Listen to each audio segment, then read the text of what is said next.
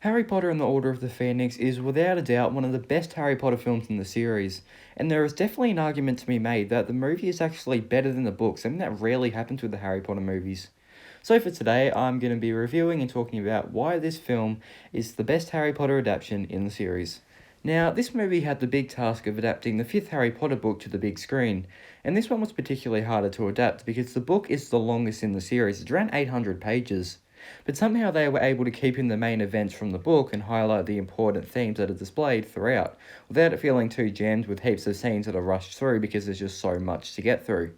But they avoid this, and somehow it is one of the shortest Harry Potter films in the series.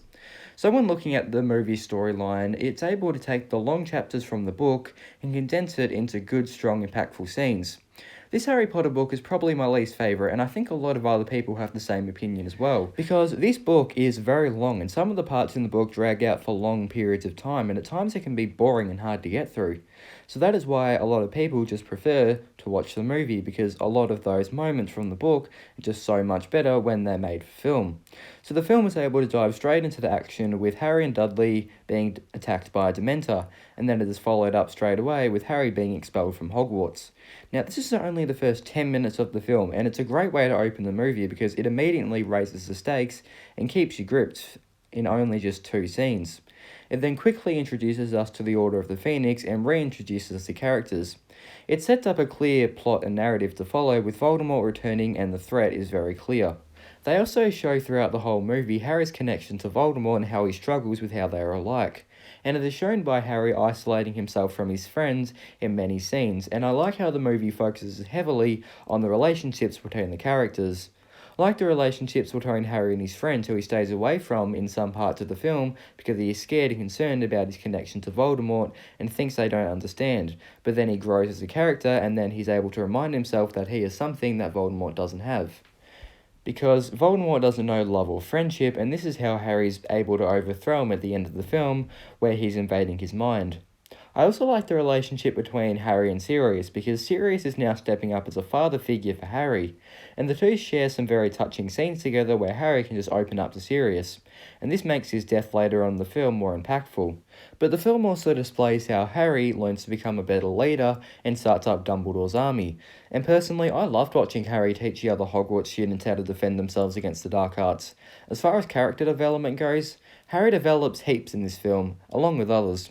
And it also introduces us to other characters like Luna Lovegood, who is one of my favourite characters in the Harry Potter series, and other members of the Order of the Phoenix like Tonks and Kingsley Shacklebolt, and new villains such as Umbridge, who was one of the most relatable, hateful villains ever, and Bellatrix Lestrange, who was one of the most evil characters in Harry Potter. Now, as I said, this is the longest book, so obviously things had to get cut out. And as I mentioned in my Harry Potter and the Goblet of Fire video, cutting out the wrong things can ultimately ruin a film. But for this film, I think they did it right and cut out the things that were probably not important or just shortened a lot of events from the book. For example, they had a lot of montages in the film, and this was really well done to take out the big parts from the book and shorten them into a few minute scenes. And in this book, there are heaps and heaps of pages of Umbridge taking over the school and creating new rules. So shortening this into a quick and very well done montage was a very good idea because it gets the point to the audience and sums up the events of what are happening in the story. Another use of the montages is when Harry starts up Dumbledore's army, and this is also shortened into a montage to make it more interesting and visually pleasing. So using the use of montages is a very good idea to shorten the events from the book, but obviously because the book is so long, they do need to cut down on a few things to make it a suitable runtime. Things like Quidditch, which was cut down altogether, which, to be honest, I didn't actually mind. Considering it's such a big part of the book, I didn't actually mind it being cut. Hermione's organisation Spew, which I'm so glad they cut because that might be one of the worst things included in the Harry Potter books, and other small things like St. Mungo's Hospital, other sections of the Department of Mysteries that they explored before the battle, and Percy's relationship with his family and the Ministry. These things here that were cut were probably for the best because for the most part they're not that important and they don't actually add much to the story. There are also many things in this book that drag out for long periods of time, and they manage to keep them in but condense them and make them shorter, like the scenes at Grimmauld Place, Harry always in detention and Umbridge torturing students, Harry teaching defensive spells to Dumbledore's army, Harry's lessons with Snape, and the final battle at the Ministry.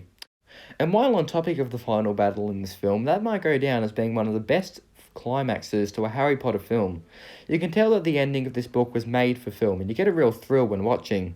The scene has suspense, action, and mystery, with the kids getting into the Department of Mysteries, and then a massive battle breaks out with the kids and the Death Eaters, and then the prophecies all get destroyed, and Harry has to give up the prophecy, or his friends will be killed, and then the Order turns up, and there's this massive battle, and it ends with Dumbledore and Voldemort having this incredible duel, and blowing up the Ministry.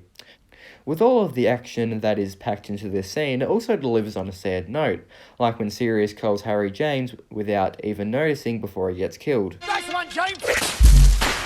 The scene gives me goosebumps every time because it's just so impactful. But then the film also ends on a satisfying note, but there's also a sense of continuation because now the war is beginning.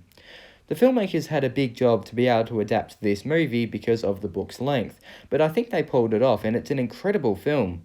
The director of this film, David Yates, did an amazing job of continuing the story and making it feel like it's a part of the Harry Potter series, but also making it feel different and bringing something new to the franchise. This was his first Harry Potter movie to direct, and he also went on to direct the rest of the films in the series, including the Fantastic Beasts films. The screenplay was also written by someone new to the Harry Potter movies as well. Michael Goldenberg, who wrote the screenplay and adapted this book to the big screen, did a great job of deciding what to keep and shorten and what to leave out entirely, something that can be very hard to do, but he did it very well. He was able to demonstrate the importance of friendship, something that is a key theme in this film, and was also be able to introduce the darker themes in very nicely, with some light-hearted comedy in the right places where it was needed. But this wouldn't have been possible without the amazing acting in this film. You can tell that the child actors have come so far since the first film, and the adult actors are also standouts. The director David Yates was able to make a well-executed, action-packed film that perfectly took the longest and most detailed Harry Potter book and adapted it into a standout movie that is easily one of the best in the series and the best adaptation in the franchise. But make sure to comment down below what you think of this film if you enjoyed it. And thank you so much for watching this video. Make sure to subscribe to the channel and give this video a big thumbs up. And I'll see you next Friday.